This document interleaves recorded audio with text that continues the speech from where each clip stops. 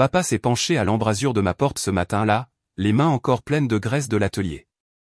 Il m'a tendu sa carte de crédit et un petit bout de papier où il avait écrit le code peint en lettres capitales. Léna, peux-tu me commander cette montre Tissot ce soir? Le site internet m'a posé des problèmes. Débite-la simplement ici. J'ai hoché la tête, déjà en train de lasser à moitié mes bottes pour le travail, et j'ai posé la carte sur mon bureau à côté du bout de papier. La journée au port s'est éternisée avec de longs conteneurs en retard, un appel de la douane qui n'en finissait pas, et un superviseur qui n'avait aucune patience pour les erreurs. Quand je suis arrivé dans notre allée à Sainte-Adresse, j'avais l'impression d'avoir du papier de verre dans les yeux. Tout ce que je voulais, c'était une douche et dormir, mais je me suis souvenu de la montre. J'ai allumé mon ordinateur, entré les informations, et cliqué sur soumettre. L'écran a clignoté en rouge, transaction refusée. Fonds insuffisant. J'ai froncé les sourcils. Papa n'était pas négligent, et cette carte était pour les achats importants. J'ai réessayé. Même message. Perplexe, j'ai consulté la page du solde. Ce que j'ai vu n'était pas quelques centaines d'euros pour une montre, mais des débits qui s'empilaient en gras, magasin de vêtements haut de gamme sur la rue de Paris, une confirmation de billets d'avion, une réservation non remboursable en bord de mer. Le plancher a grincé et Chloé est entrée d'un pas léger, balançant un sac brillant comme si elle sortait tout droit d'un défilé de mode. Son jean scintillait sous la lampe, les étiquettes neuves pendant encore à son chemisier. Elle a rejeté ses cheveux en arrière et a affiché un sourire narquois. « Ça te plaît, Léna ? Et demain, je pars pour Deauville. » J'avais besoin d'une pause. Ma bouche s'est ouverte, mais l'absurdité de la situation m'a frappé en premier. Elle l'avait vraiment fait, elle avait pris la carte, lu le code peint, et flambé des milliers d'euros comme si l'argent poussait sur les platanes dehors. Contre tout instinct, un rire m'a échappé, pas le genre de rire poli, mais un rire d'incrédulité brute. Le sourire narquois de Chloé s'est effacé. « Qu'est-ce qu'il y a de si drôle ?» a-t-elle lancé, en passant le sac dans son autre main. Avant que je puisse répondre, les bottes de papa ont résonné dans le couloir. La porte s'est ouverte à la volée. Son visage était cramoisi, la mâchoire serrée, sa voix faisant trembler les murs. « Qui a volé mes 19 000 euros ?» Chloé s'est figée, son teint pâlissant aussi vite qu'il avait brillé. Le sac a glissé de sa main, déversant du papier de soie sur le tapis. Et dans cette seconde figée, j'ai su que le vieil équilibre de notre maison s'était brisé, et qu'il n'y aurait pas de retour simple à la vie d'avant. Le matin suivant l'éclat de papa, je suis parti avant que la maison ne s'éveille. Le port était déjà en effervescence, les grues s'étirant dans le ciel comme des arbres de fer, les moteurs grondant à travers le chantier. Je parcourais les rangées de conteneurs, mon porte-bloc à la main, vérifiant les scellés, écoutant les radios grésiller. Mon travail était routinier mais stable, le genre de travail qui enseigne la patience. Le fret ne se déplaçait pas plus vite parce qu'on le voulait, il se déplaçait quand la marée, la paperasse, et les horaires s'alignaient. J'économisais chaque euro supplémentaire. Parfois, je sautais le déjeuner, mettant l'argent de côté sur un compte que je touchais rarement. Chaque dépôt était une brique pour un projet que je gardais précieusement, un jour, diriger ma propre petite société de conseil, aidant les expéditeurs qui n'avaient pas la patience de gérer les retards et les codes. Ce n'était pas glamour, mais c'était à moi. Chloé vivait dans un monde différent.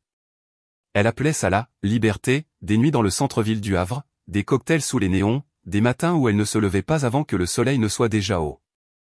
Ses réseaux sociaux étaient remplis de sourires, d'amis drapés sur son épaule, de légendes sur le fait de vivre l'instant présent. À la maison, elle racontait des histoires de fêtes et de rencontres fortuites avec des gens qui la comprenaient vraiment. Mes parents riaient avec elle, les yeux brillants de fierté. Chloé illumine une pièce, avait dit papa une fois, comme si le charme était une monnaie. Maman ajoutait toujours, elle trouvera sa voie. Elle y arrive toujours. Je n'ai jamais entendu la même chose à mon sujet. Mes nouvelles concernant un envoi dédouané ou un nouveau processus que j'avais optimisé ne recevaient que des hochements de tête polis, rien de plus. Le travail acharné, semblait-il, ne brillait pas de la même manière. Je me disais que je m'en fichais, que la discipline comptait plus que les applaudissements. Mais chaque fois que Chloé se prélassait dans leur admiration alors que j'étais invisible, quelque chose en moi se crispait. Le ressentiment était une marée silencieuse, tirant sur les bords de ce que je pensais pouvoir endurer. Quand la vérité sur la carte volée s'est installée dans le silence de notre maison, j'ai su que cette marée était enfin en train de changer, et que ce n'était qu'une question de temps avant qu'elle ne déferle violemment sur nous tous. Le vol de la carte de crédit n'est pas sorti de nulle part. Ce n'était que la plus grosse vague d'une marée qui montait depuis des années. Je pouvais en retracer l'origine à de petites choses, des billets que j'avais mis de côté sur ma table de nuit, des billets de 20 € pliés avec soin, disparus le lendemain matin. Au début, je pensais que j'avais mal compté ou que je les avais dépensés sans m'en souvenir, mais le schéma s'est répété, chaque disparition correspondant au jour où Chloé paradait avec de nouvelles babioles ou sortait la nuit. Quand je l'ai confrontée une fois, elle a penché la tête avec ce sourire qui désarmait toujours nos parents. « Détends-toi, Léna. J'ai juste emprunté. Tu es si coincée. » Elle a promis de me rembourser, et parfois elle le faisait, me glissant un billet de 5 € dans la main des semaines plus tard, comme si cela équilibrait la balance. Je me disais que ça ne valait pas la peine de se battre. Maman jouait les médiatrices, me rappelant que nous étions sœurs et que l'argent allait et venait. « Ne tiens pas les comptes, disait-elle, comme si l'équité était de la mesquinerie. Papa était plus difficile à cerner. Il valorisait le travail mais grondait rarement Chloé. Quand elle le charmait avec une histoire ou le serrait dans ses bras après une soirée, le problème se dissolvait. Je restais là avec mon irritation comme de la contrebande, invisible pour tous les autres. La colère venait en premier, mais la culpabilité suivait toujours. Peut-être que j'étais trop rigide, trop sérieuse, trop peu disposée à laisser passer les choses. La légèreté de Chloé me faisait paraître lourde en comparaison, et une partie de moi se demandait si c'était de ma faute. Si je souriais plus, si je plaisantais plus, me verrait-il différemment? La carte a changé tout ça. Ce n'était plus un billet de 20 manquant ou une excuse bidon. C'était des milliers d'euros en vêtements de luxe, en billets d'avion et pour des vacances auxquelles je n'avais pas été invité. C'était la preuve que la piste des petites pertes nous avait menés tout droit au bord de quelque chose que nous ne pouvions plus arranger. Et en voyant le visage de papa se durcir et la voix de maman flancher, j'ai su que le règlement de compte qui avait été reporté était enfin à notre porte. Cette nuit-là, j'étais assise à mon bureau, la carte toujours là où papa l'avait laissée, le bout de papier à côté comme une accusation. J'ai repassé le matin dans ma tête. Papa s'était penché, m'avait demandé de commander la montre, et avait laissé les 2 objets bien en vue. J'étais parti en vitesse, me disant que ça pouvait attendre le soir. Je n'y ai pas prêté attention quand Chloé a passé la tête dans ma chambre plus tard, prétendant avoir besoin de mon chargeur. Elle s'est attardée plus longtemps que d'habitude, ses yeux se dirigeant vers le bureau avant de finalement partir. La preuve était là, maintenant, noir sur blanc, confirmation de vol, réservation d'hôtel, achat en boutique, tous débités sur cette carte. Un acompte dans un complexe hôtelier en bord de mer à Deauville, non remboursable. 2 billets d'avion au nom de Chloé, prévus pour le lendemain matin. Mon pouce est accéléré pendant que je faisais défiler l'écran. Ce n'était pas une poignée de billets. Ce n'était pas quelques verres payés avec de l'argent emprunté. C'était une fraude, commise avec la confiance de papa comme garantie. Je pouvais presque entendre sa voix se justifier à elle-même. La carte était là. Le code PIN était écrit. C'était pratiquement une invitation. C'était la logique de Chloé, tordre la réalité jusqu'à ce qu'elle la serve. Mais les invitations n'excusent pas le vol, et la négligence ne justifie pas la trahison. Ce qui me troublait le plus, ce n'était pas seulement l'argent. C'était la facilité avec laquelle elle avait fait ça. Pas d'hésitation, pas de peur, seulement la certitude qu'elle s'en tirerait. Elle était entrée dans mon espace, avait pris ce qui ne lui appartenait pas, et avait construit un week-end de rêve sur les fondations du travail de quelqu'un d'autre. Je me suis adossé à ma chaise, fixant le sol décroissant sur l'écran. Papa m'avait confié son compte, et j'avais laissé la porte ouverte. Chloé l'avait franchi sans une seconde de réflexion. Quand son rire a flotté dans le couloir plus tard, j'ai su que la confrontation qui nous attendait ne concernait pas seulement les euros. Elle concernait chaque excuse, chaque déni, chaque fois où nous avions regardé ailleurs. Et maintenant, il n'y avait plus d'autre endroit où regarder que droit sur elle. Le couloir semblait plus étroit que d'habitude, les murs se refermant tandis que la voix de papa secouait l'air. Chloé se tenait là, ses sacs de course encore à moitié ouverts, ses yeux passant de l'un à l'autre comme un animal pris au piège cherchant une issue. « Tu l'as dépensé » a tonné papa, sa main crispée sur le relevé que j'avais imprimé. 19 000 €. Tu crois que je travaille toutes ces années pour que tu puisses parader dans des vêtements de marque et réserver des vacances? Le menton de Chloé s'est relevé, son ancienne arme, la confiance, brillant un instant. Ce n'était pas comme ça, a-t-elle dit rapidement. Léna a laissé la carte traîner. Le code PIN était écrit juste là. Comment est-ce que ça peut être uniquement de ma faute si elle a pratiquement cherché les ennuis? Ces mots ont eu un certain poids, mais pas autant qu'autrefois. Les yeux de papa se sont tournés vers moi, attendant ma réponse. Mes mains tremblaient en lui tendant les reçus imprimés, chacun marqué d'un horodatage. J'étais au port toute la journée, ai-je dit, ma voix plus stable que je ne le pensais. Chaque débit correspond aux heures où j'étais parti. Et chacun d'entre eux est à son nom. Billets d'avion, acompte d'hôtel, boutique de luxe. Il n'y a aucune erreur possible sur qui les a faits. Le sourire de Chloé s'est effacé. Tu ne fais que déformer les choses. Je ne savais pas que c'était la carte de papa. Je pensais que c'était la tienne, Léna. Je me suis dit que ça ne te dérangerait pas, après tout ce que tu as accumulé. Le visage de papa s'est durci à ces mots. Il m'a jeté un regard, puis s'est retourné vers elle, et quelque chose dans son expression a changé. Pendant des années, il avait ri de ses histoires, balayé mes plaintes silencieuses. Mais maintenant, le poids du papier et des chiffres pesait lourdement dans ses mains, indéniable. Maman est apparue de la cuisine, s'essuyant les mains sur un torchon, la confusion assombrissant son visage. Que se passe-t-il, a-t-elle demandé, ses yeux nous scrutant. Je n'ai pas répondu. Je n'en avais pas besoin. Papa lui a tendu les reçus et elle a lu en silence, ses lèvres se pinçant. Pour la première fois, les excuses faciles ne sont pas venues. Chloé a réessayé, plus doucement maintenant. Papa, c'était juste une erreur. Je te rembourserai. Mais personne n'a bougé pour la protéger. L'air dans le couloir avait un nouvel équilibre, comme si le sol lui-même avait basculé sous nos pieds. Et dans ce silence, j'ai su que le règlement de compte ne faisait que commencer. La maison est restée tendue pendant 2 jours. Le silence n'était rompu que par de brefs ordres et des portes qui se fermaient. Papa parlait à peine au dîner, les yeux fixés sur son assiette.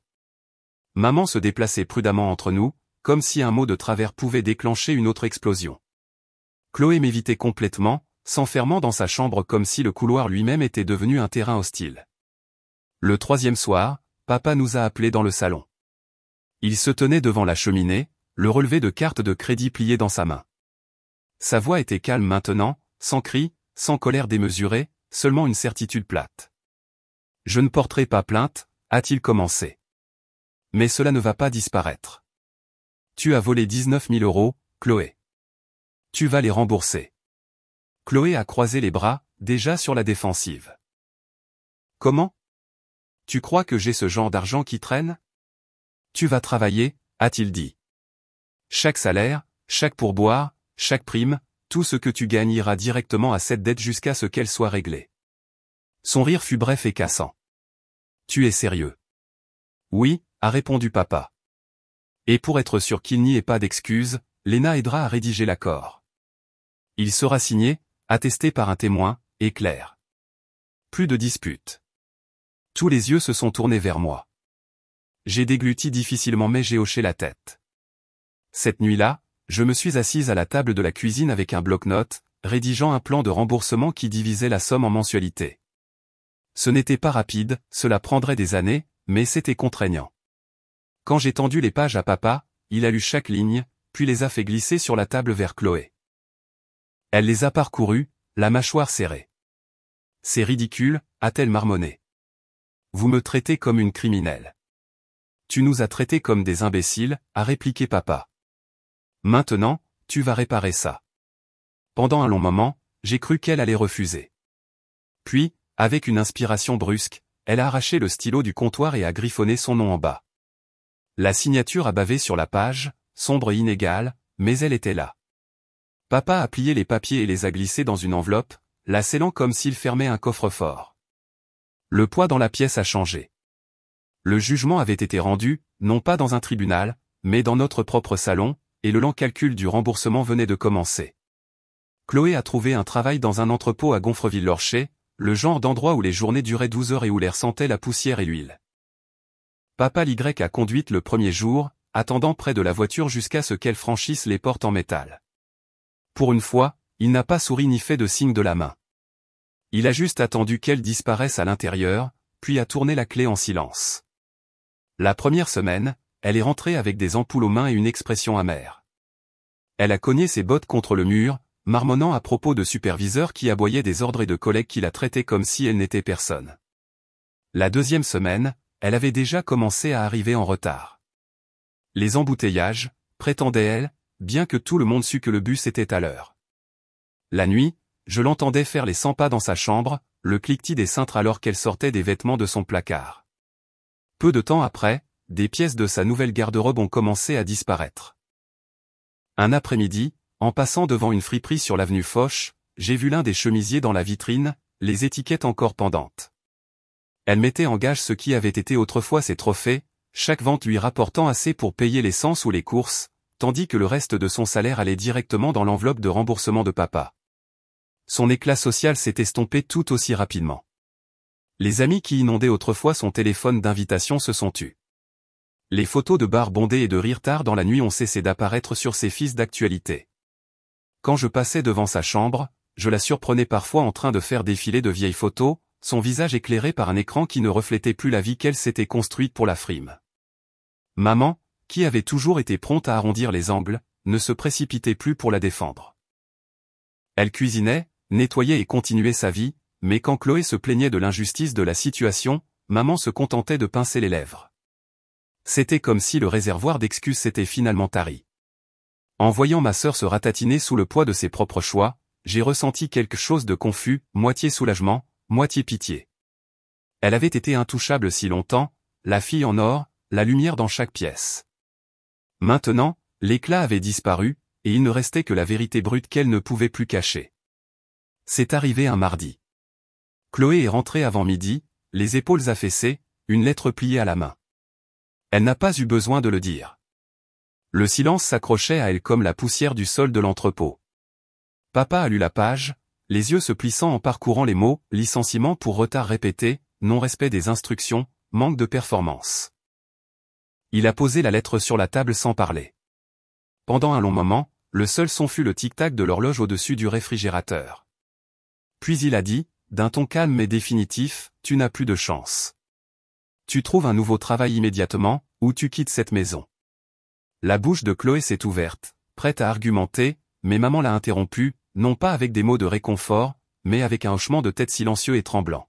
« Ton père a raison, » a-t-elle dit. Nous ne pouvons pas continuer à faire semblant que ce n'est pas ce que c'est. La pièce semblait basculer. Pendant des années, maman avait été le bouclier de Chloé, arrangeant ses erreurs, les transformant en phases inoffensives. L'entendre se ranger du côté de papa a laissé Chloé clignant des yeux, comme si le sol s'était dérobé sous ses pieds. J'ai parlé avec précaution, ne voulant pas frapper alors qu'elle était déjà à terre.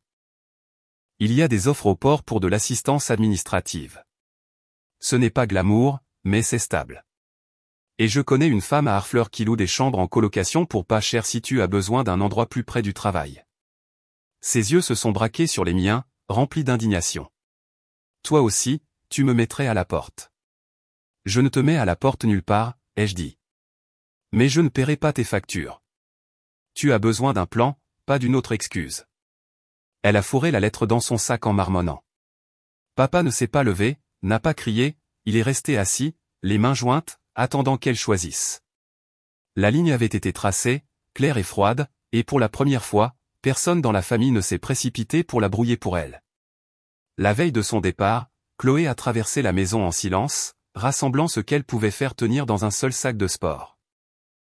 Pas de discours, pas de déclaration dramatique, juste le bruit sourd des tiroirs qui se ferment et le grincement d'une fermeture éclair tirée trop loin. J'étais assise à la table de la cuisine, écoutant chaque son voyager à travers les murs.